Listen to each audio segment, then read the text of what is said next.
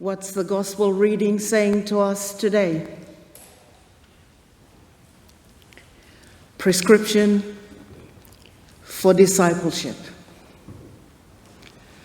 Prescription for discipleship is an invitation to active commitment to a way of being that is in tune with and aligns with the way of Jesus.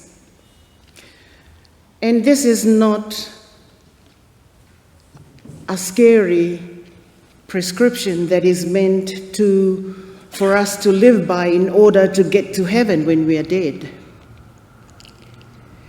This is a prescription for living our life each day, being the gift to the world. Because you are, we are, as human beings, gifts to the world. Jesus' mission is always about empowering humanity with the will to live and the will to love with one's all, nurturing a community that is always transforming and life-giving. And Jesus in the reading used two metaphors to describe and to prescribe his followers and what they do in the world. Not as settled requirements, but as live, unfinished practices with the encouragement of well-being through worship, through witness and service. First metaphor, you are salt of the earth. This is Jesus giving a distinctive capacity to elicit goodness just where we are. Like salt, which is used to alter or enhance the tastes of food, our capacity to demonstrate goodness as we participate in life brings about profound consequences that we do not even, maybe have not thought about or intended. Some of those were spelled out in the reading of the Beatitudes in last week's worship service. But we may lose that capacity to do good by forgetting to value the dispossessed, forgetting to care for others, forgetting to do justice, forgetting to show mercy and having integrity, being peacemakers and courageously standing for what we believe. When we do not engage in practices that humanize life, is like salt that has lost its taste. Metaphor 2, you are light of the world, which highlights the role of disciples as a gathered community. Light enables us to see things.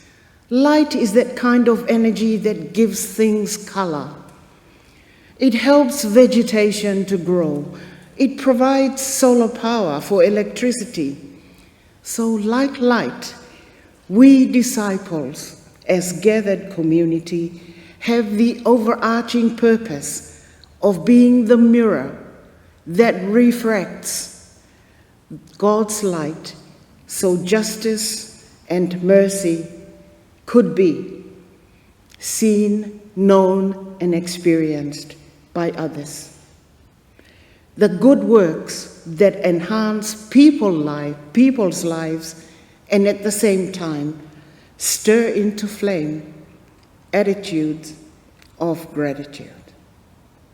Jesus declares that he has not come to abolish the law or the prophets, but fulfilling them. And that is without dismissing or breaking the tradition or the covenant that people had with their God at the time.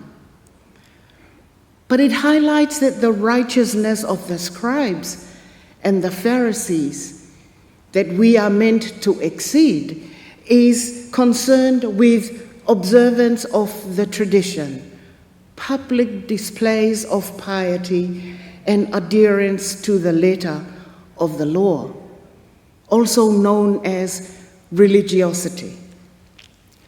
But the righteousness of Jesus, on the other hand, is grounded with people's well-being and relationships.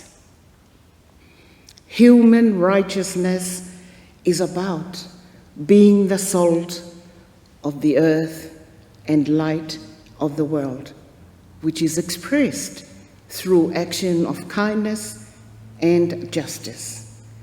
When we lack this passion for justice and living into being fully human in life,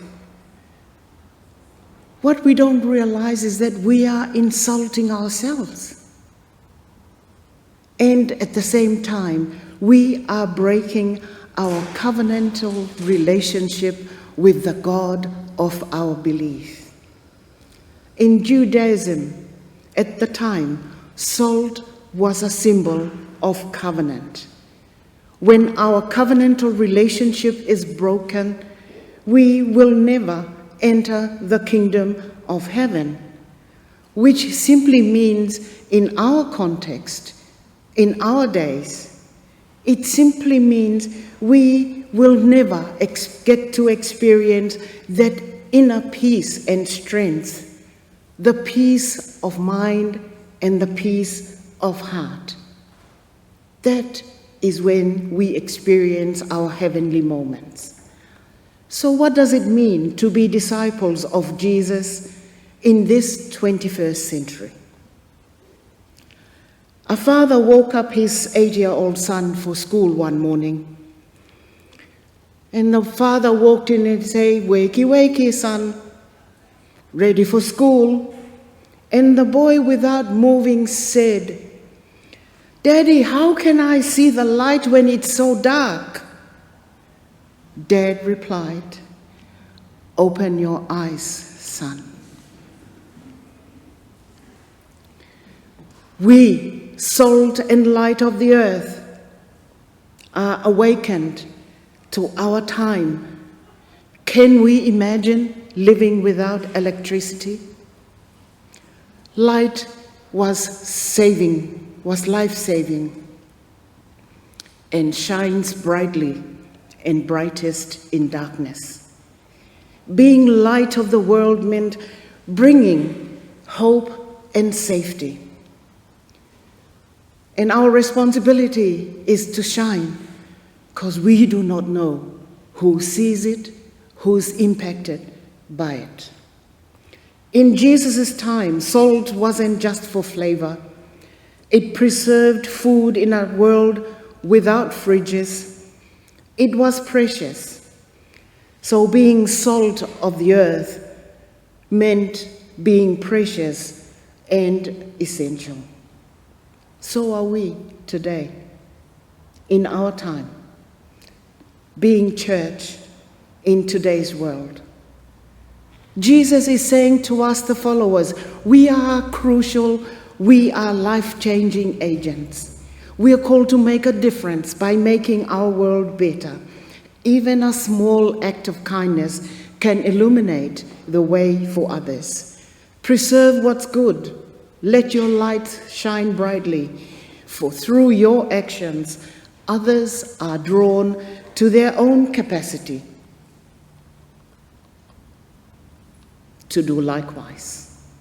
Discipleship is not a duty, it's our responsibility. It's not doctrine, it's discipline. It's not rites and rituals, it's practical realities. We are prescribed with how to be active participants in the world as warm and loving presence, radiant with light of love and truth, salty with justice and compassion, not the way that we begin to hear salty is being used these days. That when you are not in tune with someone or you don't like somebody is saying, then the expression is, "Oh, you're a bit salty." Not that. The intention of the context to be salt and light is meant always to be good. Salty with justice and compassion, flavorful as salt that preserves all that is good. Salt and light quietly work from within.